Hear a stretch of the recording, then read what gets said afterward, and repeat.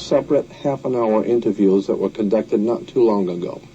The lady that will be interviewing me is Rita Dyson. Of all the tyrannies that affect mankind, tyranny in religion is the worst.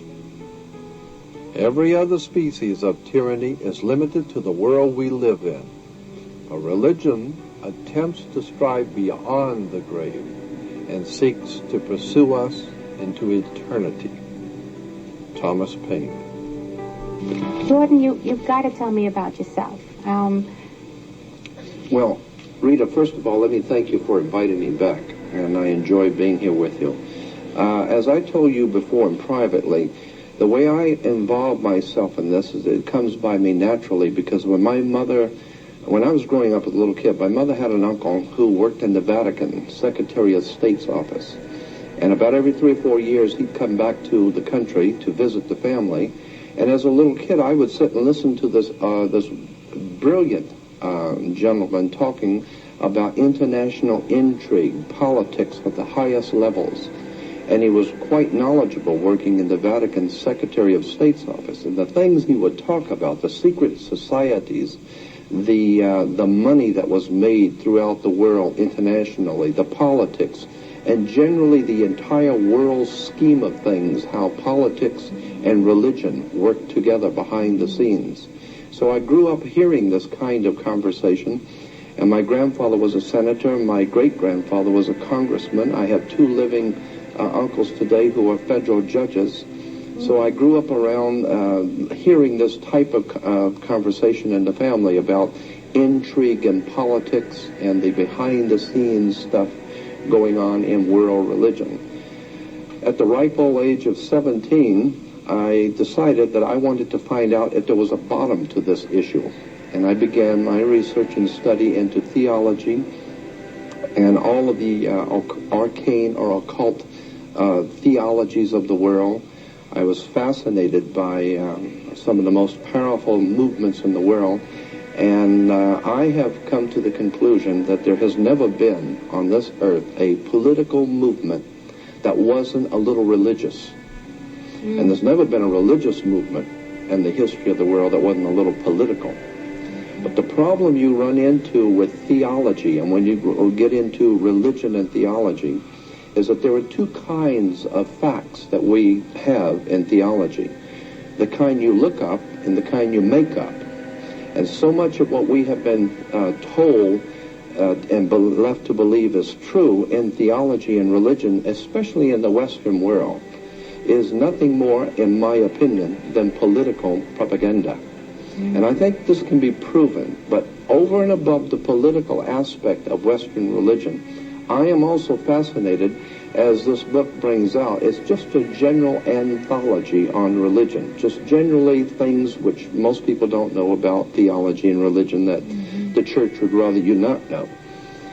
For instance, I get into in particular the connection between astrotheology, which is the world's oldest religion. We can go back to 5,000 to 7,000 years before Christ, and the worship of the heavens what dominated the ancient world. As I said, I don't believe that there are too many people today in the Western civilization who have really looked at where religion came from, where our ideas and concepts have come from. Now, we don't mind, we are all aware of how other people can be wrong in what they believe, because other people, we have a theology, and other people have a mythology. Other people are wrong because they don't share your concepts and your belief, and that's because they don't understand. They're wrong, but they don't understand. I am saying that we can all be wrong. There's not one human creature on the earth that is so well informed that they cannot possibly be wrong on something. All I'm asking my audience to do is to look at the facts of where Western religion has come from and look at behind the scenes the connections between government and religion. Let me give you an example. Okay, but even... All right. Well, let me give you a quick example of just the point I made between tying government in with religion. When you go into most churches today, you will see the altar is 3 tiers high. It's 3 degrees high. It has, in most churches, they will have a fence with the gate, and only the priest can go through the gate or through the fence up until the altar. When the priest, the clergy, comes out, he's dressed in a long robe.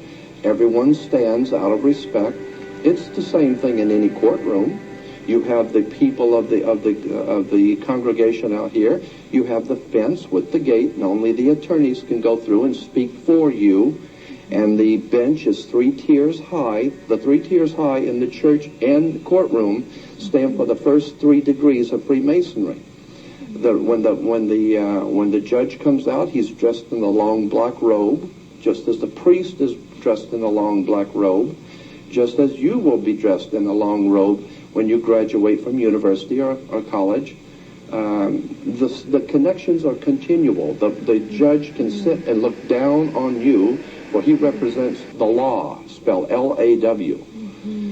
You need to look at where the word law comes from. And then, of course, the priest can look down on the audience and the people in the church. He represents God, which is the law. So you're saying that people should start looking at things with a different eye. Yes. Than what they, in other words, people just take it for granted. This has always been, and this is the way it is. Absolutely. But there is an origin for every one of these things. Gerald Massey, one of the greatest Egyptologists that ever lived, wrote that they will find it difficult, those who have accepted the authority as truth, rather than the truth as authority. And so I'm saying that that's what's happened to us as a civilization in the West. I'm not interested that much in the East tonight. I'm more interested in our Western way of life and the religion, the philosophies that guide our lives, the mere fact that in this country, in America, when you run afoul of the law, they say you have broke the law, just as Moses broke the law. And of course, the sheriff has a 6-pointed badge as the Star of David, or the 6-pointed hexagram. All of our judicial proceedings in court are based on the old common law of England, or Britannia. And incidentally, Britain is Britain, or British. And Brit in Hebrew is a contract or a covenant. And the word ish means man or men.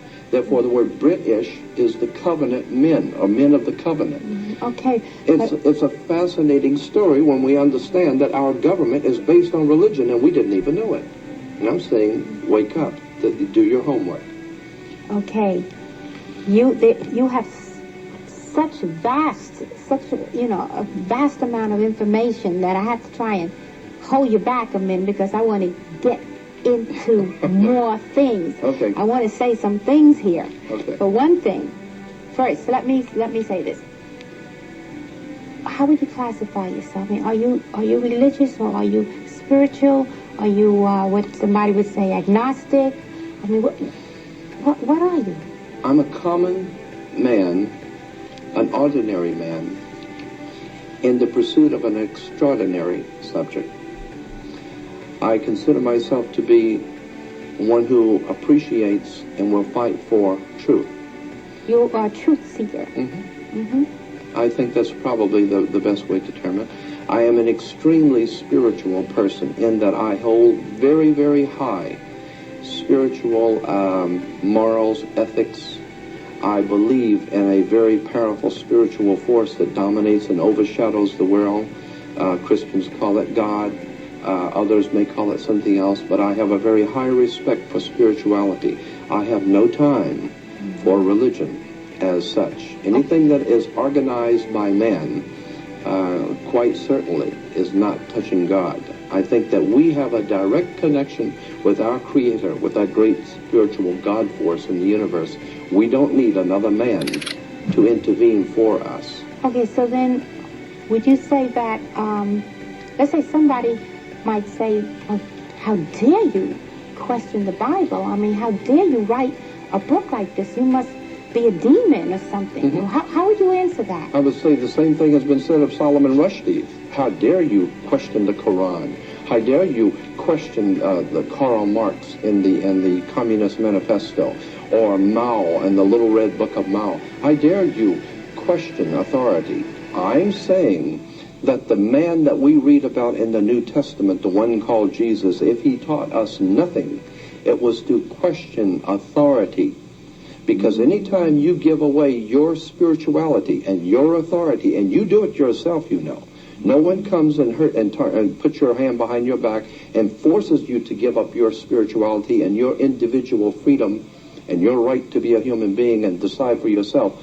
You do that yourself. And when you do that and you give up your sovereignty to the government, to the church, to a religion, to a book, to a concept, to anything, you are enslaving yourself. All I'm asking the public to do is do a little research. See if what I'm saying is wrong and judge for yourself. Mm-hmm. I'm not advocating. I'm not running for a political position. I'm not trying to start my own church.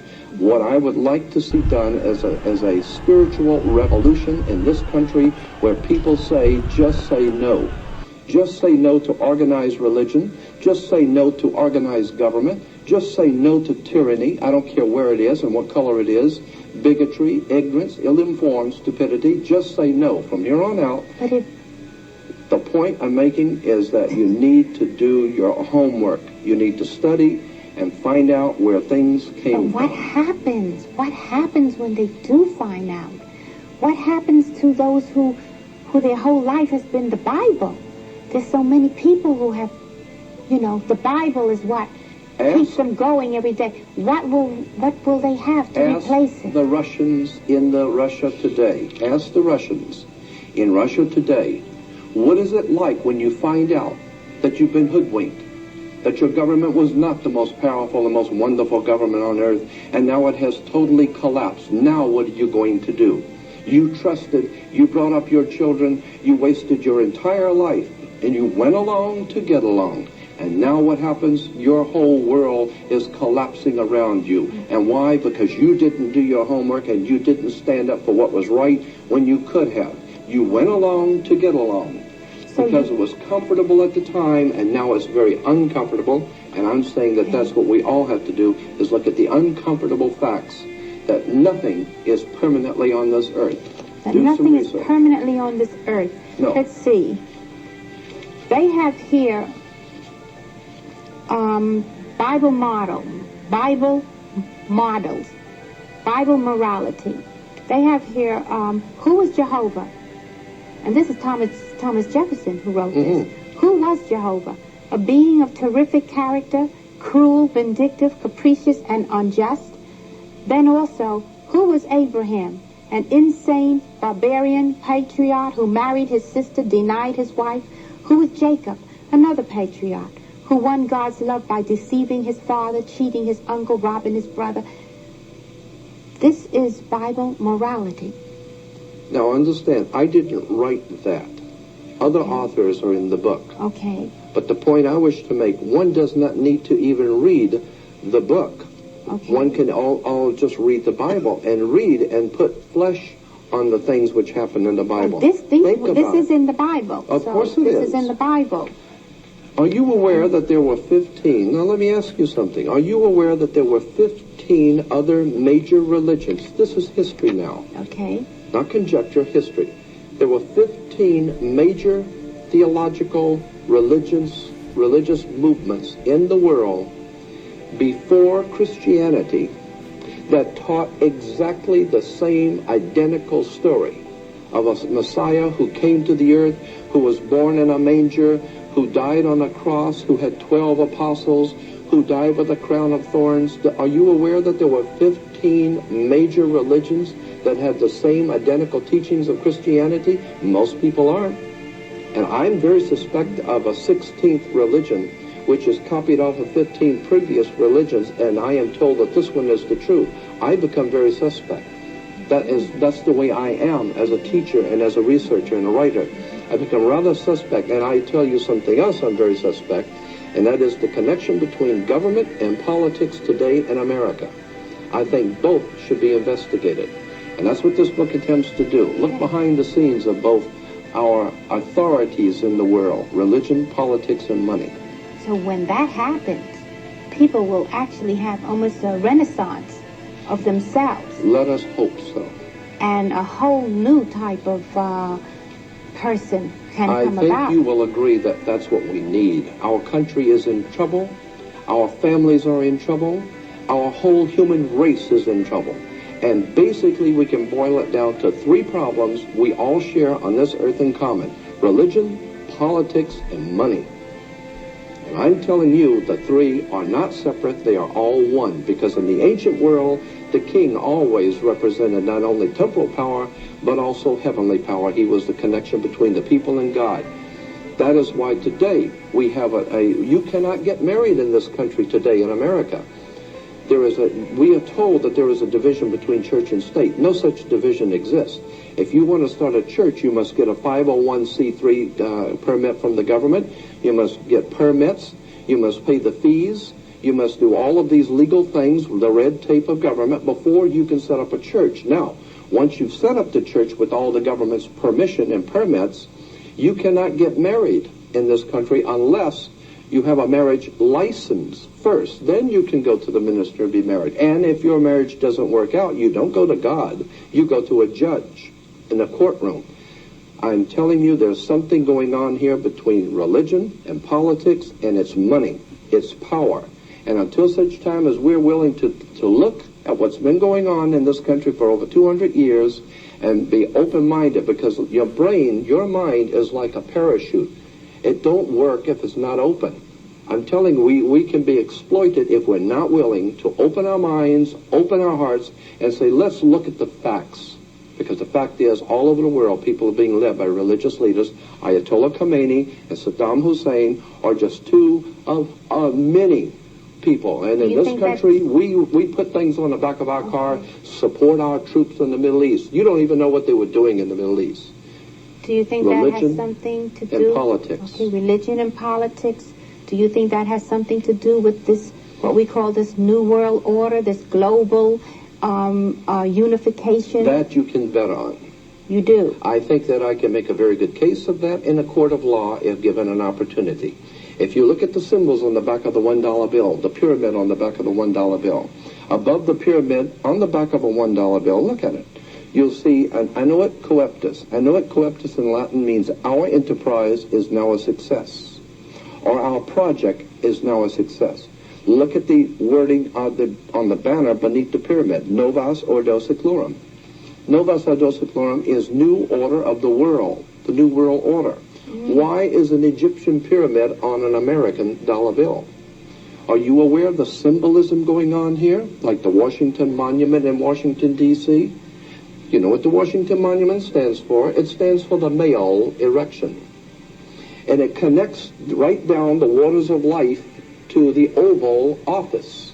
The Oval is the female. The Washington Monument is the male. It has to do with religion. It has to do with sex. It has to do with political power. And we take these instruments and we take these symbols and we think they're so marvelous. Do your homework and you'll find out that so much of what we consider to be holy and righteous is in fact nothing more than sex, religion, and money. And most people pretty well know that. But no one has actually bothered to confront the establishment.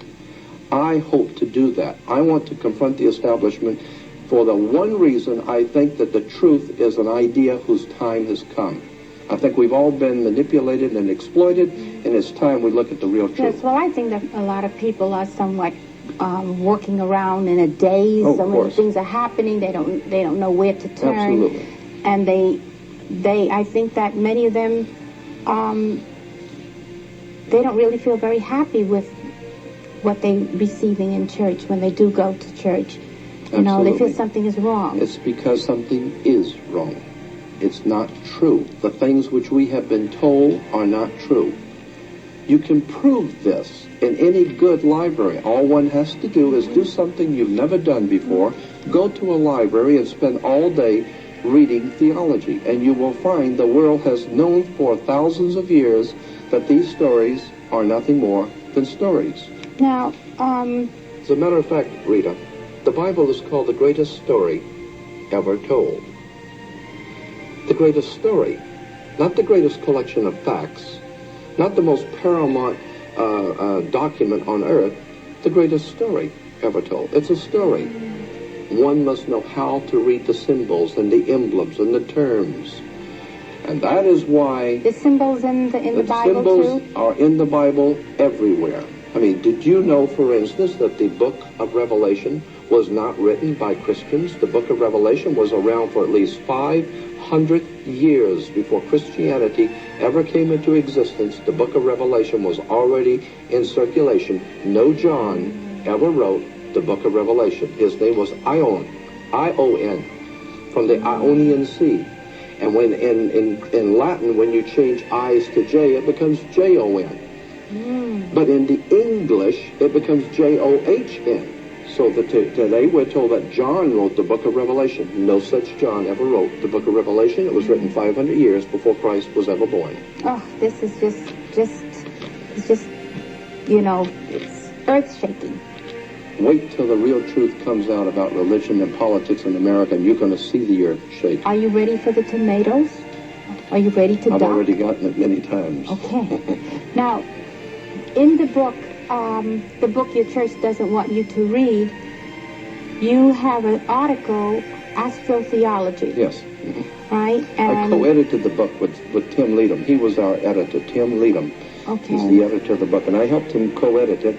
But I also did a chapter on astrotheology. Astrotheology, and I wanted to say also Steve Allen. Yeah, also wrote. Steve Allen is a very brilliant too. writer, and he is a part of our book. Now, you have now we opened up the show with Thomas Paine, discussion by him, but you must like Thomas Paine because you also have him on here. Absolutely incredible man. Okay, he wrote, the Christian religion is a parody on the worship of the sun, in which they put a man whom they call Christ in the place of the sun and pay him the same adoration which was originally paid to the sun. Why did you select Thomas Paine, and tell me more about this astrotheology? Well, because that is a classic comment about astrotheology. Astrotheology is the basis for all religion in the world, period. What does astro mean? Theology. Theology is the worship of a religion, theology, and astro is the heavens, the worship of the heavens. From as far back in history as we can go, man has always worshipped the heavens. That's why we're even told in Western civilization that when you die, you'll go to heaven. And that, of course, the interesting point that Thomas Paine was making is the same one that I continue to make. That the whole concept of the sun, S-O-N, God's Son, goes directly back to the old concept of God's Son, S-U-N, being the risen Savior, because the Son is the risen Savior. It does rise. And, of course, God's Son, S-U-N, the Egyptians said had an evil brother. He was the Prince of Darkness. And he came out at night to rule the world. When God's Son died and went away, the world was in the hands of the Prince of Darkness. And his name was Set. And he came out at sunset. Okay? Today, even the Egyptians said that newborn son that came up every morning, his name was Horus.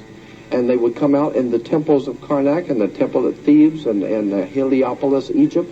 And when the sun would come up in the morning, as they still do in the Islamic faith, they would meet in the morning to greet the coming of the new sun. We do it in Easter. We have Easter sunrise services.